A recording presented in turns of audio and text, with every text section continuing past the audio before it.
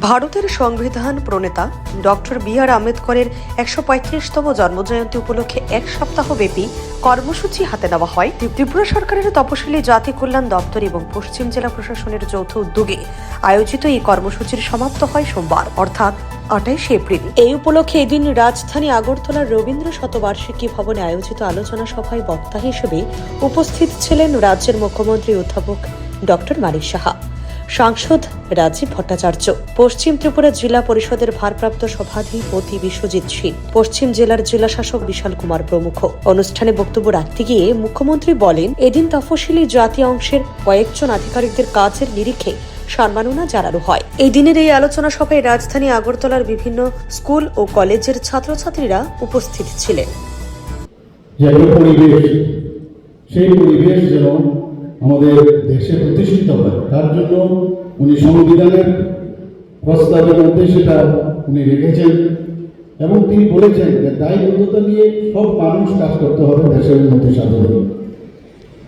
আম্বেদকর যে সবসময় চেয়েছিলেন যে যদি দেশের অর্থনৈতিক যে ব্যবস্থা সেটার একমাত্র উন্নয়ন হবে এবং যে মূল স্তম্ভ সেটা হচ্ছে এগ্রিকালচার এবং শিল্প, এই দুটোর যদি ওনার যে চিন্তা ভাবনা যে দুটোর যদি ডেভেলপ হয় তবেই রাজ্য বা দেশ উন্নতি হবে এবং রাষ্ট্রের উনি এটাও চেয়েছিলেন এই দুটো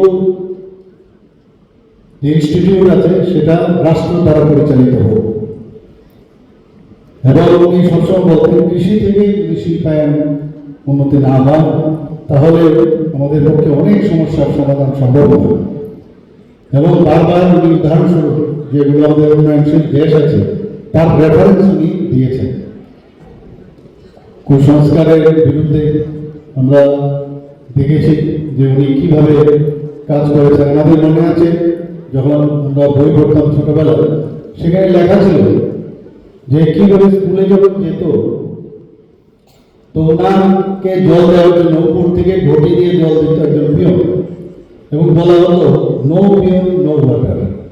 এইরকম অবস্থার মধ্যে ওনার বাল্যকাল পেয়েছেন।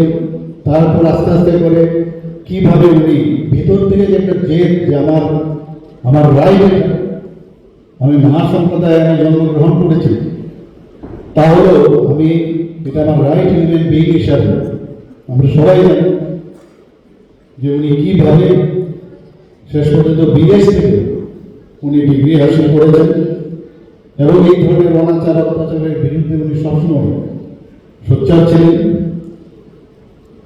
তো সেই দিনগুলো আমরা আজকে ওনারা করেছেন বলেই আজকে আমরা কিন্তু সুষ্ঠুভাবে আমাদের দেশ একটা জায়গায় যেটা বলা হয়েছে যে আমরা সবাই একসাথে থাকার যে বিষয়, ওনারা সেই ফাউন্ডেশন উনি সেটা সেটাই করে গেছেন বলে আমাদের পক্ষে সম্ভব হচ্ছে। শুধু তাই নয়, report CNA TV. CNA TV, channel for news and entertainment.